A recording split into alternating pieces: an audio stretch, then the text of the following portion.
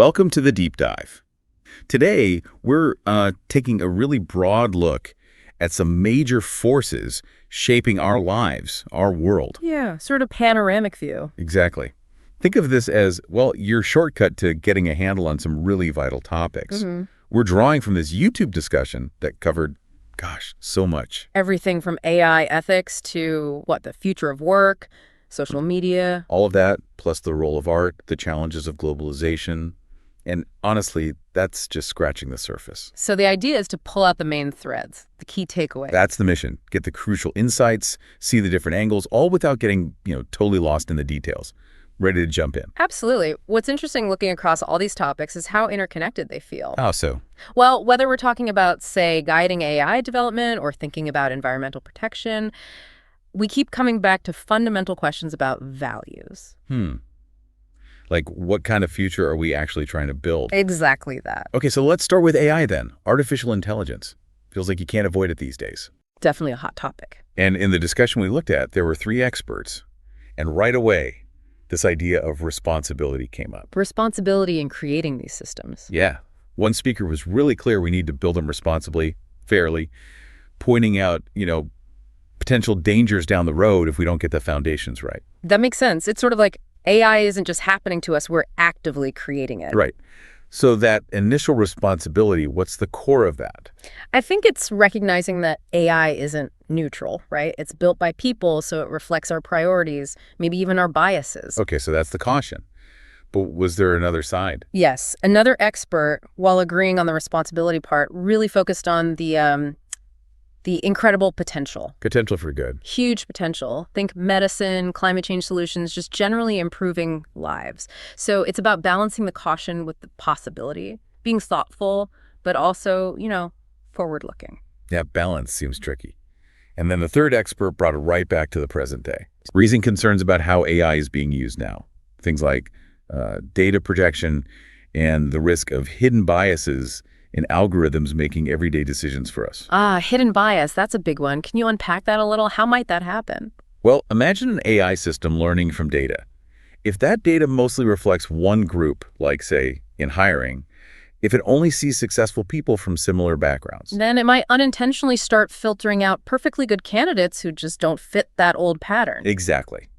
So one expert really pushed for transparency. We need to know how these things learn, how they decide, and we need clear rules, laws. Makes sense. But was there agreement on that? Well, another voice cautioned against maybe too many rules too soon, worried it could stifle the innovation, the progress we just talked about. So that classic push and pull, regulation versus innovation. Right.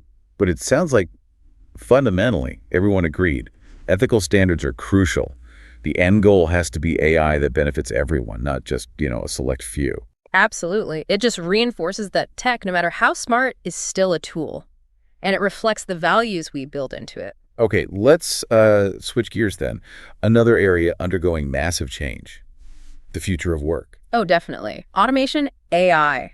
It's reshaping everything. So, again, we heard from 3 people on this. The first perspective was pretty straightforward. Expect significant automation, like it's coming. Meaning lots of jobs might change or disappear? And people will need to learn new skills. That was the clear message. When we talk about jobs being automated, what kind are we mainly thinking of? Well, traditionally, it was repetitive manual tasks. But now AI is getting good at more complex cognitive stuff, too. So it's broader than just factory work. Much broader. But while one person saw significant disruption, another had a more optimistic take. Which was? That, yes, technology changes things, but new jobs will likely emerge. Maybe jobs we can't even imagine right now. And AI could actually make our current jobs better. How? By taking over the boring bits? Exactly. Handling the tedious stuff, freeing us up for more interesting work, if we plan it right. That's a more hopeful view. But the third speaker seemed worried, echoing some of those earlier AI concerns. About bias again? Sort of. More about a potential divide in society. What happens to people who don't have the tech skills to adapt? The need for retraining seemed huge. So adapting isn't automatic. It requires effort, support. Definitely. One speaker hammered home the importance of education, preparing the next generation. Makes sense. But education for what exactly? Just coding?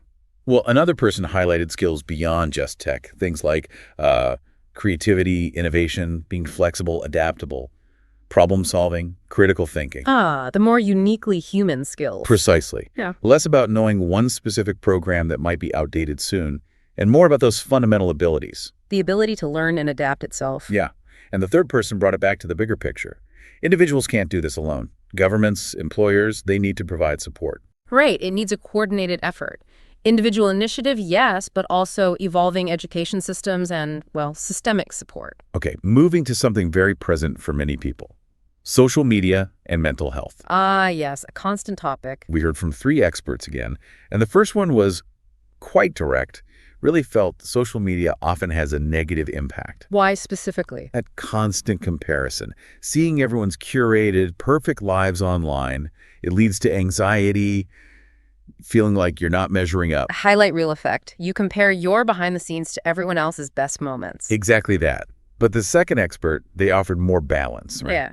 Acknowledging the downsides, but also pointing to positive, like connecting with people globally. Or finding niche communities, people with shared interests you'd never meet otherwise. Right. And using it as a platform for creativity, for expression. So it's not inherently bad, maybe. It's that classic double-edged sword. Yeah. And the third expert honed in on young people specifically. Worried about their vulnerability. Very much so. The impact on their self-esteem and maybe difficulty telling what's real versus what's carefully crafted online. They're easily influenced. Which underlines the need for like media literacy skills, understanding how online content works. Definitely. One speaker stressed educating kids, young people, on using it safely, responsibly, being aware of the dangers. That seems vital. And another called for just more open conversations about mental health generally and creating online spaces that feel, inclusive and supportive, not competitive. Reducing the pressure, maybe? Yeah. Yeah. And the final point from the third expert was really about individual responsibility, too. We all need to learn to use social media in ways that are healthy for us and for others. So the key takeaway seems to be awareness, mindful engagement. I think so. Understanding the pros and cons and fostering better online environments. Makes sense. Okay, let's shift again to something that often evokes strong feelings. The role of art in society. Art. Okay. What were the perspectives there? Again, 3 experts. The first really positioned art as essential, like fundamental. Essential for what? For expressing emotions, ideas, beliefs in ways that, well, maybe words alone can't capture, and acting as a reflection of our times, leaving a lasting impact. Reflecting the times. Like protest songs during unrest. Or paintings capturing a certain era. Exactly, like a historical or emotional record. But the second expert, while agreeing it's important, really emphasized access. Access, meaning? Meaning everyone should be able to experience art and also create it. It shouldn't be elitist or confined to certain groups. It feels really important, universal access. Yeah. And the third expert saw art as a tool, a powerful one. A tool for what? For dialogue, for social and political change, influencing perspectives, challenging assumptions. Right. Art can definitely make you see things differently, offer new angles on complex issues. And one speaker also mentioned its power to unite people, creating community, shared experiences. That shared experience through art can be incredibly powerful, yeah. And the second expert reminded us, art isn't just painting, right? It's music, dance, film. All these forms need support. Good point. It's a broad category. So wrapping up on art, what's the core insight? Why is it vital? It feels like it's fundamental to understanding ourselves, connecting with each other, reflecting on our world. And access is key. Okay. Next big topic. Globalization. The challenges of it. Ah, the increasingly interconnected world. Pluses and minuses there. Definitely. The first expert acknowledged the good stuff more. Trade, cultural exchange, jobs. The standard benefits we hear about. Right. But immediately pivoted to the need to tackle the challenges it brings. So what are some of those main downsides or challenges? Well, one big concern is often the impact on local cultures. Does everything start to look the same? The homogenization fear. Losing unique identities. Exactly. The second expert mentioned positives too, but yeah, flagged the environmental costs and that cultural impact. It's a real tension. Between global connection and local identity. Yeah.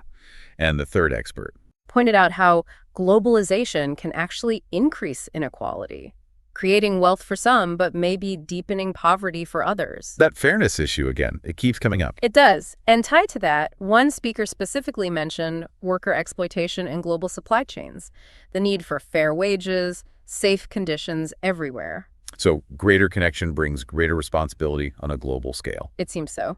The second expert really pushed for making globalization fairer, ensuring the benefits get shared more widely, not just concentrated. So navigating globalization means It seems like it means actively managing the downsides, pushing for equity, sustainability, while still, harnessing the benefits. It's not automatic. okay, we've covered some serious ground. Ready for the next cluster of topics from the source. Let's keep going. What's next? The influence of popular culture. Music, fashion, films, TV. Ah, the stuff that surrounds us daily. Right. And the first expert really emphasized its power, how much it shapes our beliefs, our actions, often without us even noticing. How does it have that strong a hold? Is it just because it's everywhere? I think that's part of it. Pervasive, engaging. Yeah. It becomes like a shared language, Yeah. common ground. But is it all about unconscious influence? Well, the second expert agreed on the power, but highlighted the positive side too, how it can bring people together. Shared experiences, connection, belonging. Yeah, bonding over a favorite band or movie, that's a real thing. Definitely. But the third expert, while seeing the connection part, added a note of caution, urging us to be critical. Critical because Pop culture can also spread negative or harmful messages, stereotypes, that kind of thing. so not just passive consumption, we need to engage our brains. Exactly. One speaker said we need to be active consumers. Choose wisely.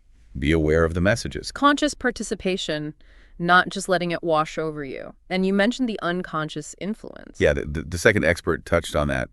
How media and pop culture can shape us subtly without us realizing it. That's a bit unsettling. It is. And the final thought was interesting. Be creators of your own culture. Don't just follow trends. So the takeaway on pop culture. It seems to be about mindful engagement. Be aware of its power, its potential downsides, and make conscious choices. Got it. What's next on the list? Let's move to medical technology, a field that's just exploding with advancements. Right. Constant breakthroughs, it seems. The first expert was clearly excited, talking about incredible developments allowing treatment, even prevention, of diseases that were, untreatable before. What kind of breakthroughs are we talking about? Anything specific mentioned? Things like gene editing, personalized medicine based on your own genetics, really sophisticated imaging for earlier diagnosis. Wow. That sounds amazing. But is there a but? There is. The second expert shared the excitement, but immediately raised the access question. Will everyone actually benefit? These new treatments can be incredibly expensive. The fairness and equity issue again. Crucial in healthcare. Absolutely. However, the third expert offered a counterpoint on access, pointing out how technology also helps reach remote areas. Telemedicine, remote monitoring. Oh, right. So tech can both increase and decrease accessibility gaps depending on how it's used and funded. Seems like it. One speaker looked ahead, hoping these advances mean longer, healthier lives for many. That's the ultimate goal, isn't it? But the second expert brought it back to ethics. We need to make sure these powerful tools are used for good, responsibly, not abused. What kind of ethical concerns come up? Well, ensuring fair access is a big one. Preventing misuse of genetic information, for example. The final thought was really about that. Responsible development, making sure breakthroughs benefit everyone. So potential balanced with responsibility, a recurring theme. It really is. Okay, next up, education, its fundamental importance. Can't argue with that. What were the key points? The first expert stated it plainly. Education is vital for developing skills, learning, reaching our potential, leading to better futures, basically. And how does that individual benefit ripple outwards? Good question. The second expert added that a well-educated society is more innovative, drives progress, creates informed citizens. Yeah, an engaged populace. And the third expert highlighted confidence building, understanding the world, making informed choices crucial for democracy, right? Absolutely. Being able to weigh information, participate meaningfully. So given its importance, one speaker asked a key question for today. What kind of education is most valuable now for the future kids are facing? That's the million-dollar question. Was there an answer proposed? The second expert argued for focusing on critical thinking, creativity, problem-solving, communication. Those adaptable skills again. Skills that transcend specific job markets. Right, and the third expert took an even broader view. Educate the whole person, not just academics. Social skills, emotional intelligence. A holistic approach. Yeah. So the key insight for education's future. Sounds like a shift towards adaptable skills, critical thinking, and maybe a lifelong learning mindset. That seems right. Okay, let's talk planet Earth, environmental awareness. Increasingly urgent, sadly. The first speaker stressed, everyone needs to be aware. Pollution, climate change. And we need to act. Why is that universal awareness so critical? Is it just about numbers? Well, the impacts affect everyone, so the solutions need everyone. Collective action is key. The second person agreed, focusing on individual lifestyle changes. Like reducing your carbon footprint, protecting wildlife. Exactly, recognizing our personal impact. But the third speaker looked bigger, House. believing in collective pressure, pushing governments, corporations for large-scale change. It's not just about individual choices, though those matter. So it's both individual responsibility and systemic change. One speaker explicitly said both are necessary. You need the personal commitment, and you need to hold larger entities accountable. Makes sense. It can't be all on individuals. And educating younger generations was also mentioned as crucial. Building that awareness from the start. So the takeaway on environmental action. Seems like a blend of individual commitment and collective pressure for real sustainable change. All right. Shifting to something more personal, perhaps. Community. Its importance. Belonging, connection, very human needs. The first speaker hit on just that. Support, connection, feeling like you belong somewhere. Why is that feeling so crucial? Psychologically, it's fundamental for well-being. Social connection buffers stress, provides meaning. The second person added feelings of safety, security, togetherness. Like a support network. Exactly. And the third person noted how it combats loneliness, isolation, especially important during tough times. So if community is so vital, what makes a strong one? Openness and inclusivity seemed key. One speaker stressed that, the second echoed it, creating welcoming, accepting spaces where everyone feels safe. Not exclusive clubs, basically. Right. And the final thought was quite empowering. Everyone can contribute. Just through kindness, respect, being open, small actions build strong communities. Nice. Okay, next. Creativity. The power of imagination. Not just for artists, I hope. Definitely not. The first speaker saw it as vital daily. For expressing ourselves, sure, but also for problem solving. How does creativity link to problem solving? It lets you think differently, right? Find novel solutions, approach things from new angles, thinking outside the box. True.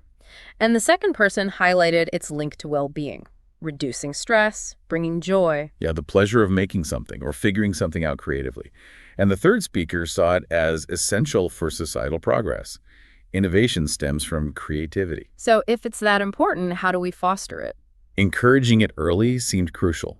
One speaker mentioned schools needing to prioritize it. Not just focus on rote learning. Right. And the second person talked about access to resources, space, time, materials, maybe even mentors to guide people. Support for the creative journey. Exactly. And the final thought reinforced your point. Creativity is everywhere. Science, business, daily life, not just the traditional arts. Good. It's a fundamental human capacity. Okay, let's talk about empathy and compassion. Qualities we could probably use more of. Definitely. What was the discussion around them? The first speaker defined them nicely. Empathy is understanding feelings. Compassion is caring and wanting to help. Both crucial for a kind society. Why are they so key for social harmony? What do they enable? They let us connect deeply, see others' needs, and act in ways that, well, reduce suffering and build trust. The second person basically said the world would be better with more of both, especially encouraging them in young people. Hard to argue with that. And the third warned what happens without them. Injustice, suffering, people not considering others, a lack of basic consideration. So they're not just nice to haves, they're essential for a functioning, fair society. Exactly. And it's not just about feeling empathetic. What's the key step? Putting it into action. Right. One speaker said they require a willingness to help. The second stressed practicing it daily through simple kindness. Even small acts matter. Absolutely. The final thought was that everyone contributes to a better world through these individual acts. A positive message. Next, vital skill, critical thinking. Thinking clearly, questioning things. More important than ever. Seems so. The first expert defined it as questioning information, weighing evidence, forming your own conclusions. Vital for everyone. Why is questioning so important? Well, in a world saturated with information and misinformation, you need to be able to sift through it, right? Avoid being manipulated. Exactly. The second expert linked it directly to problem solving and resisting manipulation. And the third stressed filtering that information overload, telling fact from opinion. A crucial skill for navigating modern life. How do we get better at it? Practice, practice, practice. It's not just theoretical. One speaker emphasized teaching it explicitly to young people. The second said it's a daily habit for making better choices. So it's a muscle you need to exercise. Pretty much. The final thought. It's a vital life skill needing continuous improvement for better individual and societal choices. Makes sense. Okay, broadening out again. Cultural awareness. Understanding different cultures. Why is that valuable? The first speaker argued it gives a more complete world understanding, different perspectives. And that fosters peace, harmony. How does understanding lead to peace? Does it reduce prejudice? Exactly. Seeing shared humanity, appreciating different ways of life, challenging stereotypes. The second person stressed being open-minded, challenging your own perspective. Learning about different ways of life. Yeah.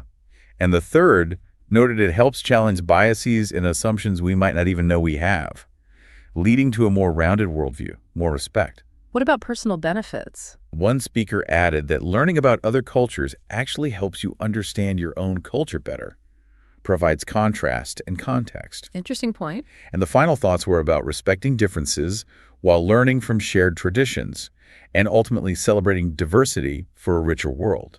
A call for openness and appreciation. Okay, technology again, but this time its broader role in our lives. Beyond just AI or medicine, like overall impact. Exactly. The first speaker acknowledged its essential role. Now, connectivity, efficiency, learning, but stressed, being critically aware of the dangers. What kind of dangers this time?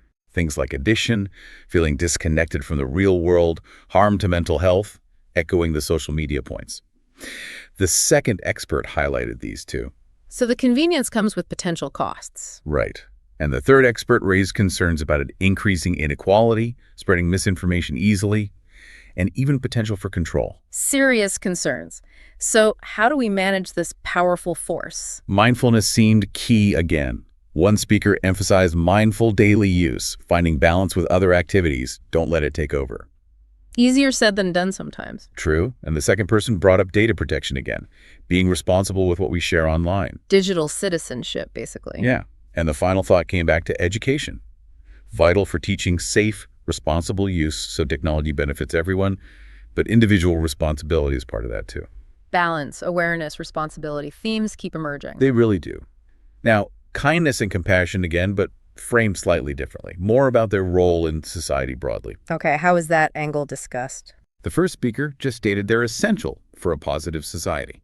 Simple as that. They alleviate suffering.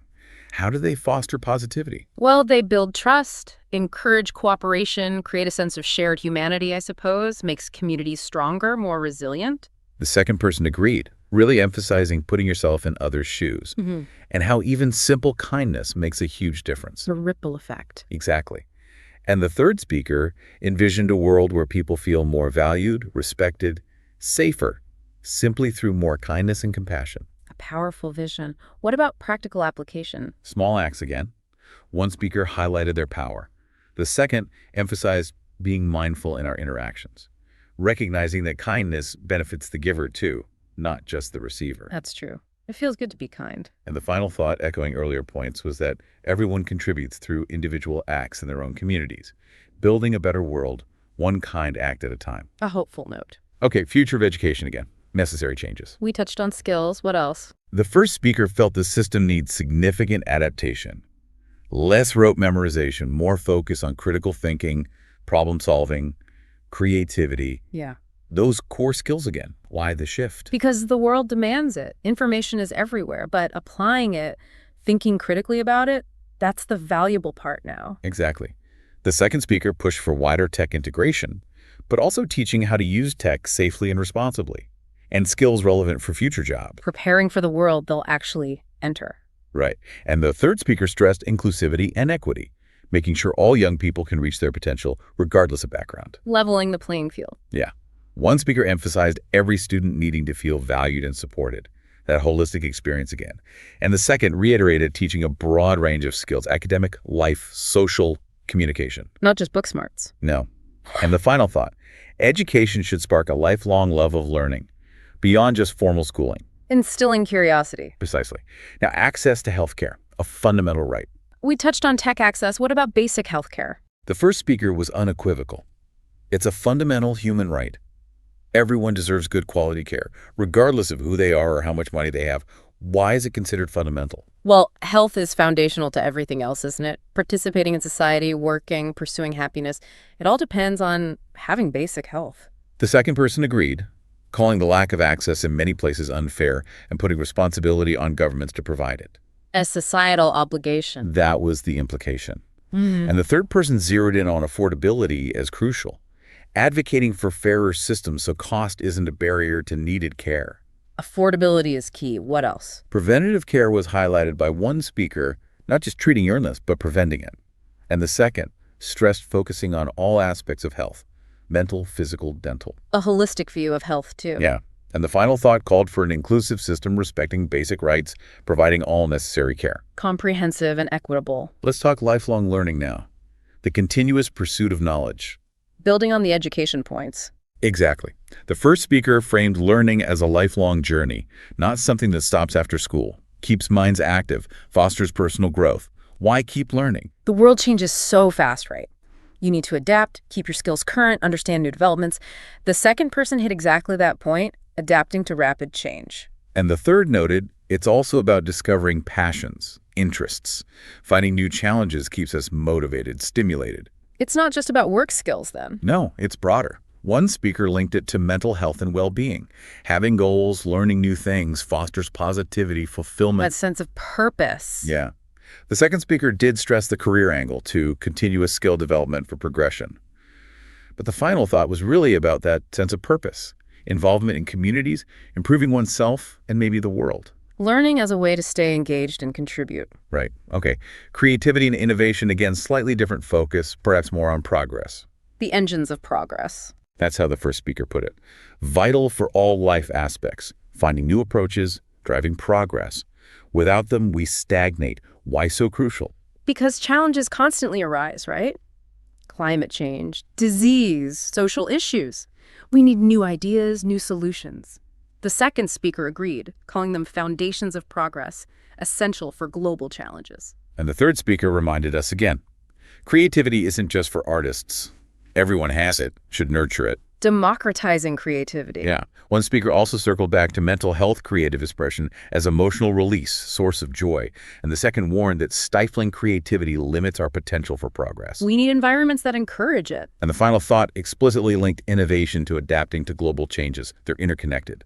Lack of innovation means inability to adapt. Makes sense. Progress requires both. Next, diversity and inclusion, welcoming all. Another fundamental for a healthy society. Essential, according to the first speaker. Celebrating differences, ensuring everyone feels welcomed, accepted. Why is diversity itself important? Different perspectives lead to better outcomes, right? More creativity, more robust problem solving when you have varied viewpoints and experiences in the room. Exactly what the second speaker said. Diverse communities are more creative, interesting, vibrant, benefit from those varied perspectives. And the third stressed creating a society free from discrimination, prejudice, equal rights, opportunities for a happier, more peaceful world. So it's both a practical benefit and an ethical imperative. Seems so. One speaker highlighted diverse workplaces, specifically more innovation, better environment. And the second emphasized making sure people feel truly included, valued, safe. Not just present, but part of things. Belonging again. Yeah. And the final thought, inclusive communities help individuals grow and make society better overall. Win-win. Okay, responsible consumption. Our impact on the planet through our choices. Buying stuff using resources connects to the environment topic earlier. Directly. The first speaker called it crucial for protecting the planet, making conscious, sustainable choices in all aspects of life. Why so critical? Finite resources, climate impact. Our consumption patterns have huge consequences. The second speaker agreed, emphasizing waste reduction, reuse, recycling. Being aware resources are limited. And the third stressed knowing where products come from. Ethical sourcing, sustainable practices. Supply chain awareness. Thinking beyond just the price tag. Right. But is it just individual action? Probably not enough on its own. That's what one speaker argued. Collective effort needed, including pressure on corporations, governments, for sustainable practices system-wide. Back that mix of individual and systemic change. Exactly. Educating younger generations on this was also key.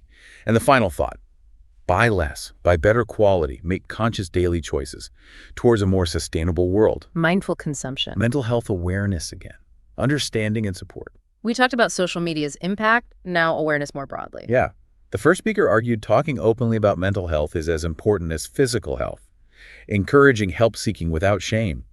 Why is open talk so important? Reduces stigma, normalizes struggles, makes people feel less alone and more likely to reach out.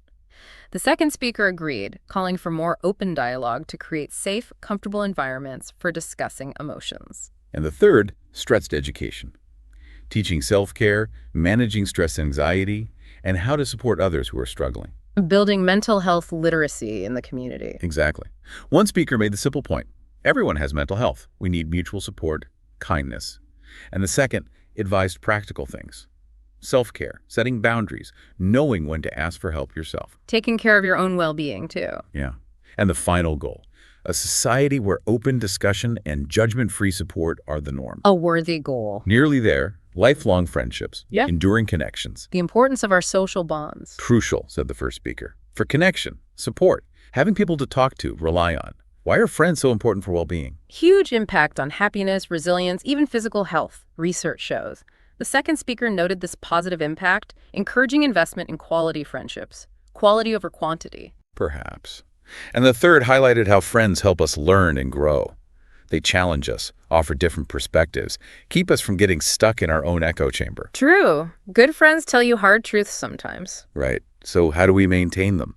Life gets busy. Effort, right. Making time. That was the first speaker's point. Make time. Actively nurture those relationships. The second noted good friendships need time, care, attention. They don't just happen passively. You have to show up. Exactly. And the final thought: be a good friend yourself. Supportive, kind, there in times of need. It's a two-way street. Reciprocity. Okay, our final topic from the source material: having a growth mindset. Believing you can develop your abilities as opposed to a fixed mindset. Exactly that. The first expert called it essential for reaching full potential, viewing challenges not as threats, but as learning opportunities, failures as chances to improve. Why is that view so beneficial? It builds resilience, perseverance, right. If you think you can improve, you're more likely to keep trying after a setback. The second person agreed, linking it to developing skills and minds continuously. And the third highlighted how it fosters openness to new ideas, to challenging yourself, to learning from mistakes instead of hiding them. So it unlocks potential. How do you get one? Are you born with it? No, the first speaker stressed it can be developed through practice, consciously challenging yourself. You can cultivate it. Yeah. The second believed nurturing it inspires continuous learning, self-belief, confidence. And the final thought really summed it up. It fosters self-belief, openness to challenges, and ultimately the ability to achieve your goals. A powerful perspective to cultivate. Wow, okay. That really was quite the journey through so many interconnected areas, a real deep dive, all drawn from that source discussion. It covered so much ground. AI ethics work, social media, art, globalization. The list just kept going. Right. And creativity, community, education, environment, health, mindset, all these threads weaving together. And the goal, as you said, was to pull out those key insights, those diverse viewpoints, to help make sense of these complex subjects. Exactly. To hopefully not just inform, but really get us all thinking more critically about the world and, our own place in it. It certainly provides a lot to think about. Absolutely. So maybe a final thought for our listeners to take away. As you reflect on this huge range of topics we've explored, from, the complexities of AI ethics right down to the simple, profound importance of kindness. Yeah. What single insight, maybe just one idea or connection, resonates most strongly with you right now? And perhaps how might you take that understanding, that little spark, and apply it somehow in your own life, maybe your community, moving forward? That's a great question to ponder. Just something to think about. Around using personal stories for conversational English practice. But what struck us was how these, everyday kinds of stories, they actually offer some pretty deep insights. Exactly. They seem like simple anecdotes, maybe just for language learners, but they really tap into these universal things: growth, connection, how we understand the world around us.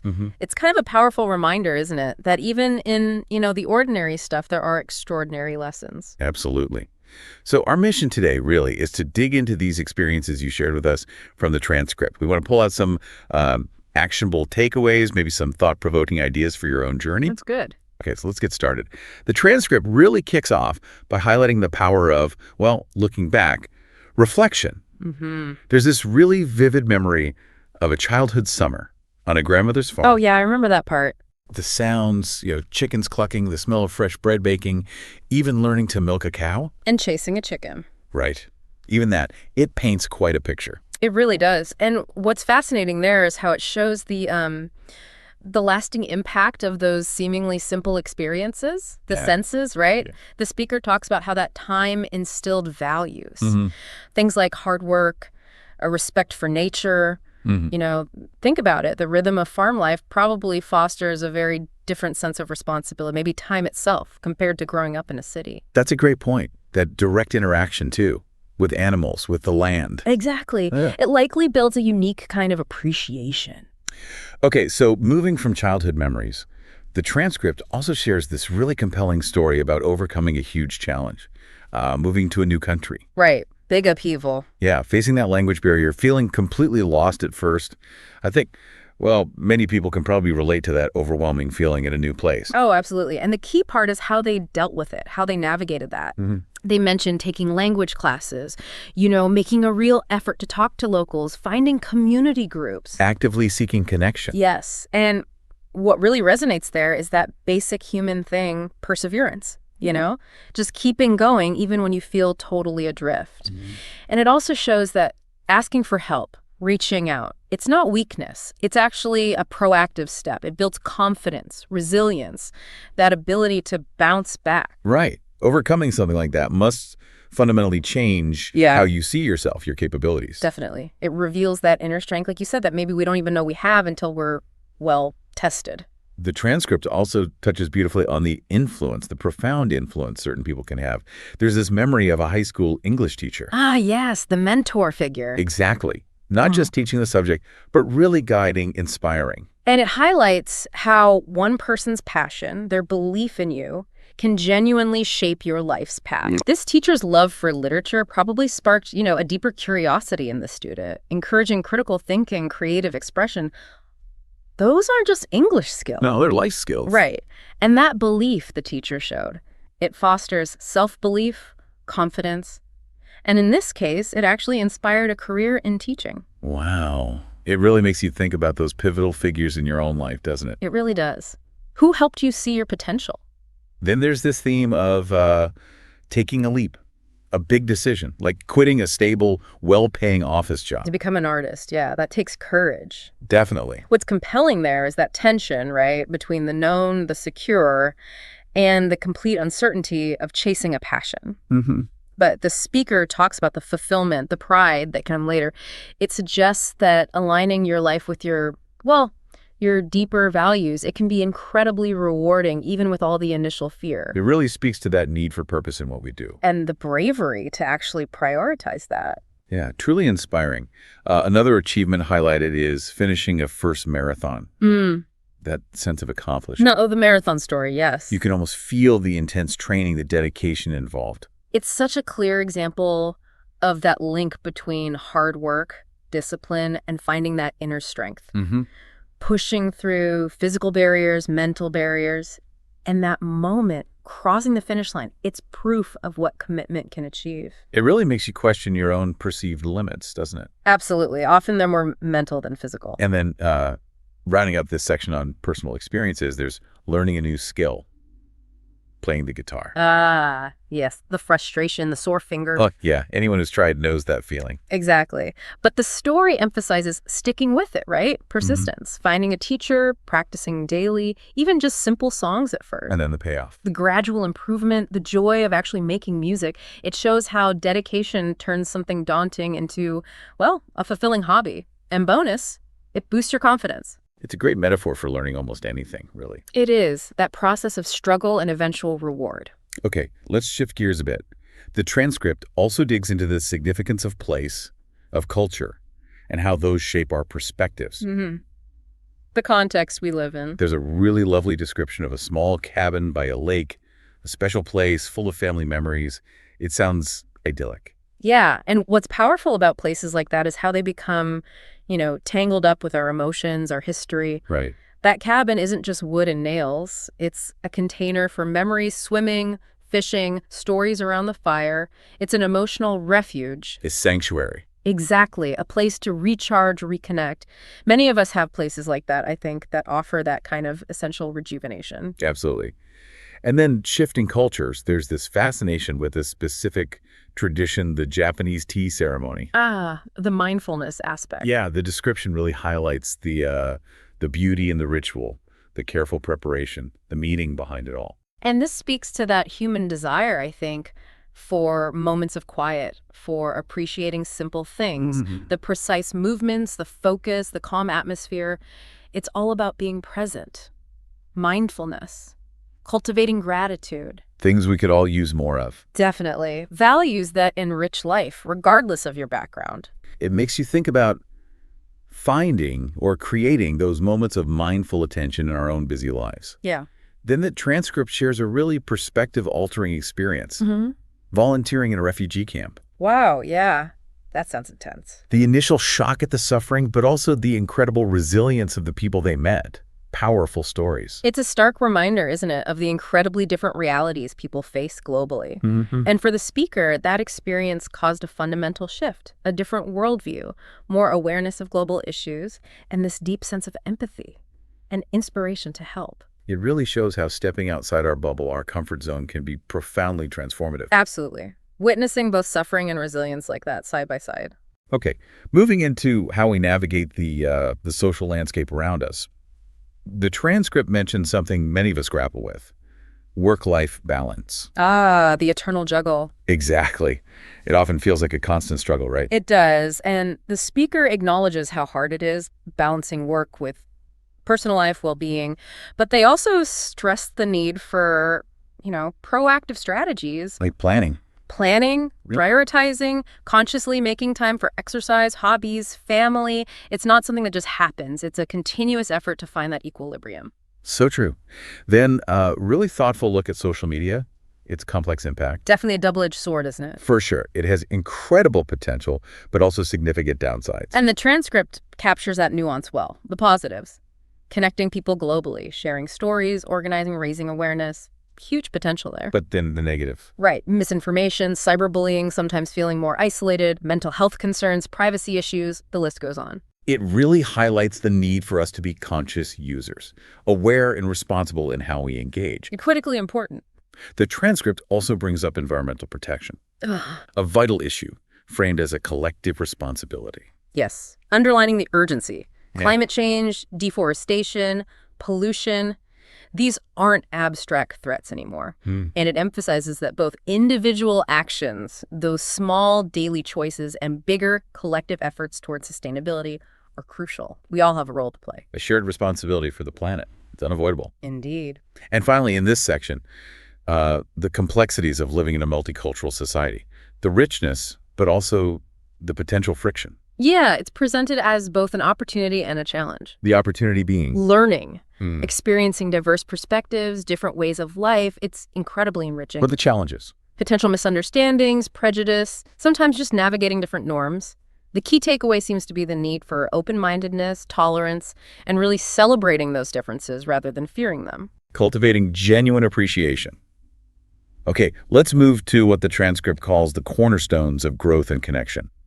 Education comes up first, its fundamental role. Right, and it's framed much broader than just, learning facts for tests. How so? It's about knowledge and skills, yes, but also critical thinking, problem solving, communication, unlocking potential. And beyond the individual, it drives social justice, economic growth, innovation.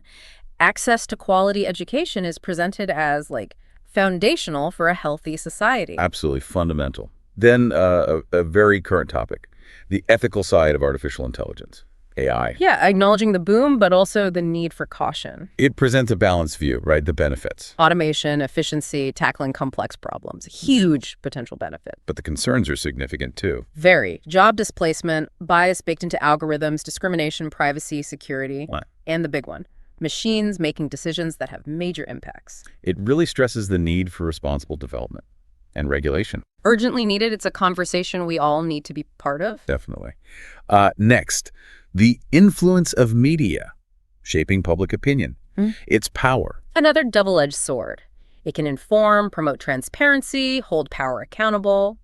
which is vital. But But it can also spread misinformation, manipulate opinion, create echo chambers. so the key is Critical media literacy, being able to analyze what you're seeing and hearing, questioning sources, looking for bias, not just passively consuming. being discerning consumers. Yeah, crucial skill today. Absolutely. And finally, in this cornerstone section, volunteer work and community engagement, their importance. Yes, highlighting how it benefits both sides. The community gets needed support. And the volunteer. They develop empathy, learn new skills, feel a sense of belonging, connection. It strengthens the whole social fabric, really. It's about contributing actively. Makes sense.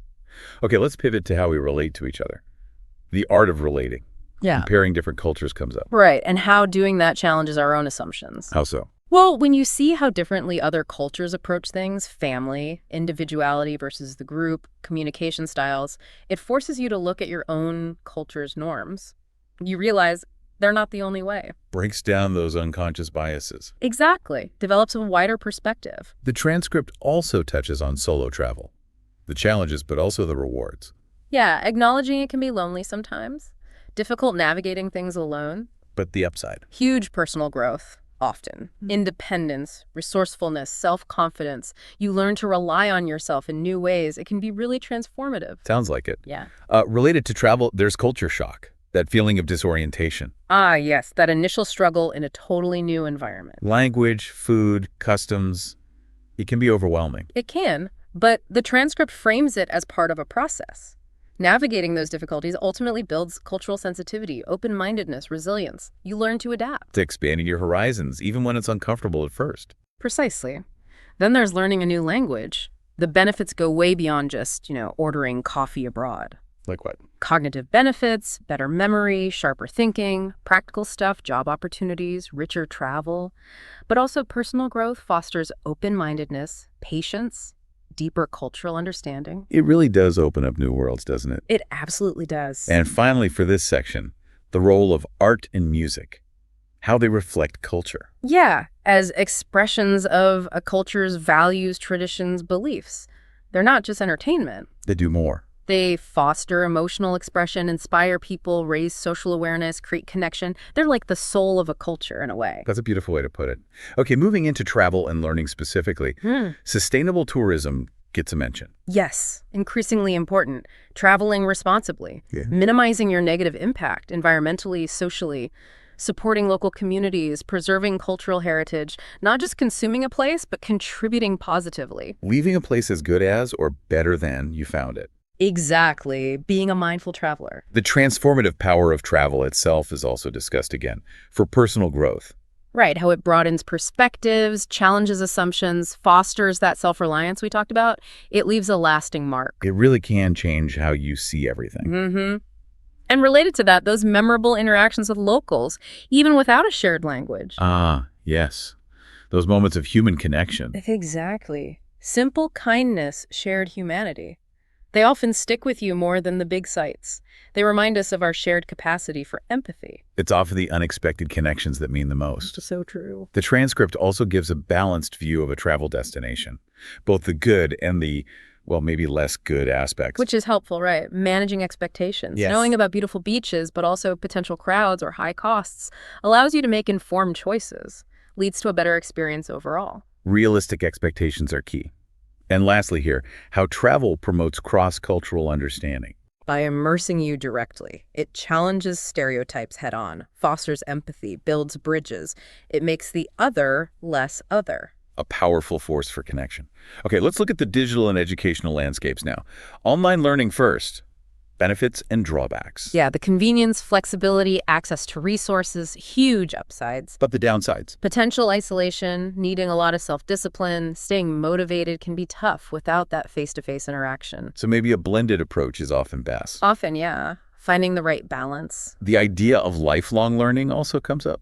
Continuous development. Presented as pretty much essential today. The world changes so fast. You have to keep adapting. Exactly. Acquiring new skills, staying relevant in your career, but also just leading a more fulfilling, engaged life. It's a continuous journey. Never stop learning.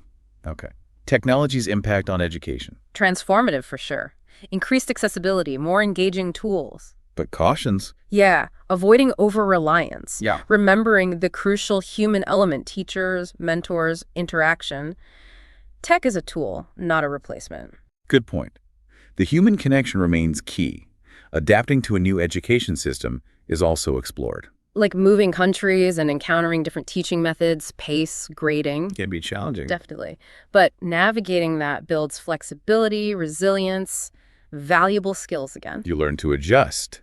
And finally here, comparing different education systems globally. Noting the variations, standardization versus student-centered approaches, different priorities, the value is in learning from these diverse models, seeing what works elsewhere. Broadens our thinking about education itself. Okay, digging into the human element more deeply now, the role of teachers. And it emphasizes they're so much more than just instructors. How so? They're mentors, guides, role models. They shape lives beyond academics, instilling values, fostering critical thinking, creating that positive learning space. A truly profound impact. Absolutely. And that ties into the next point, the importance of critical thinking skills. For everyone, not just students. Exactly. For making informed decisions in life, solving problems, analyzing information, forming opinions. It's fundamental to a well-functioning society, thinking for yourself. Such a vital skill, especially now with so much information flying around. Couldn't agree more. Standardized testing gets a look too. A balanced view. Yeah, acknowledging their use, measuring progress, comparability across groups, But the downsides. potential for anxiety, narrowing the focus, maybe overlooking broader skills like creativity or collaboration. It's recognizing both sides of the coin. A complex issue. Ethical conduct in the workplace is also highlighted. As foundational. For trust, respect, collaboration, fair treatment, transparency, it impacts the whole environment and the organization's reputation. Builds a healthy culture. Definitely. And lastly in this section, technology fostering global connectivity. Enabling instant communication, information sharing, creating this globalized world. But again, with that reminder about responsible and ethical use, power comes with responsibility. Always. Okay, shifting to personal and professional aspirations. The idea of an ideal job. And it's defined much more broadly than just salary. Right, things like Passion, using your skills, making a positive impact, good environment, growth opportunities, work-life balance, feeling like you're contributing something meaningful. finding fulfillment, not just a paycheck. Exactly. Yeah. And that connects to career advancement and professional development. Why is that seen as important? For personal growth, learning new skills, leadership, new experiences, potentially higher income, but also just staying current, staying relevant. It requires goals and continuous learning. Got to keep moving forward, learning. Stress management and relaxation techniques are also mentioned. Crucial for well-being. And it highlights various approaches: exercise, mindfulness, meditation, deep breathing, nature time. Finding what works for you personally. Yes, personalized strategies, prioritizing that self-care is key. And related to well-being, healthy diet and regular exercise. Presented as pretty fundamental for both physical and mental health. Energy levels, preventing disease, managing stress, overall mood. It's the bedrock. Makes sense. Sustainable, healthy choices. Right. And linking back, the final point here is effective communication highlighted as vital in all healthy relationships. A foundation. Absolutely. Expressing feelings, understanding others, building connections, fostering love, respect, trust. It all comes back to communication. Okay, so let's dive deeper into relationship dynamics. Different communication styles are discussed. Yeah, like direct versus indirect approaches. Recognizing these differences exists is the first step. Why is that important? Because awareness helps you adapt. You can prevent misunderstandings if you realize someone communicates differently than you do. Build stronger connections. Being mindful of how your message lands. Navigating conflict constructively is also covered. Key relationship skill, right? Not avoiding conflict, but handling it well. Open communication, really listening to the other side, looking for common ground, being willing to compromise, and importantly, apologizing when needed. Keeps relationships healthy. Working through it together. Long-distance relationships get a mention too. The challenges. Lack of physical presence, potential loneliness, real challenges. But strategies for success. Effective communication is number one. Mutual support, trust, finding creative ways to connect, clear expectations.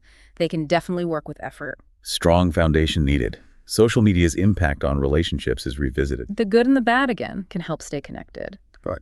Risks of isolation, comparison traps may be hindering real face-to-face depth, so mindful, balanced use is key within relationships too. Wielding the tool carefully. Empathy and active listening are stressed as crucial. Absolutely fundamental for meaningful connections. Empathy, understanding feelings, active listening, really hearing someone. What do they enable? They let you validate experiences, share authentically, respond thoughtfully. It builds that deep understanding and trust, cornerstones of connection. Definitely. The qualities of strong friendships are explored too. Things like support, loyalty, honesty, compassion, reliability. And how to nurture them. Invest in quality time, sharing experiences, offering that mutual support through thick and thin. They need tending like any important relationship. They really enrich our lives. The elements of a fulfilling, meaningful, romantic relationship are also reflected on. Going beyond just initial attraction, things like love, respect, trust, good communication again, strong connection, commitment, shared values. An ongoing effort. Yes, continuous effort from both partners. It's a partnership that needs nurturing. It's not static. Then, a really interesting challenge to the listener. Defining success personally. Right, moving beyond just money or status. What does success mean to you? Based on. Authenticity, your values, purpose, meaning. Encouraging a personal definition, not just chasing societal norms. Defining success on your own terms. That's powerful. How to build trust and respect is also analyzed. Key ingredients. Trust comes from honesty, consistency, reliability, vulnerability, transparency. And respect. From kindness, courtesy, empathy, valuing opinions, acceptance. Both are vital pillars. Foundational, absolutely. And finally, the role of communication in healthy family dynamics. Emphasizing openness, active listening, creating that safe, supportive environment where everyone feels heard and respected, crucial for strong family bonds. So as we wrap up this deep dive, it's amazing how much came out of that transcript, originally just for language learning. It really is. We've covered so much ground: personal reflection, cultural perspectives, social navigation, growth, connection. And consistently, the themes of communication and empathy just keep coming up as central, don't they? Absolutely. They seem to underpin almost everything related to navigating life and relationships successfully. It shows how everyday stories really do hold profound wisdom. So for our final thought, for you, the listener, maybe consider which of these shared experiences or reflections resonated most with you. Perhaps take a moment to think about similar times in your own life. What lessons might be there? How could reflecting on them guide your choices moving forward? It's like an invitation, isn't it, to do your own personal deep dive. Exactly. Food for thought.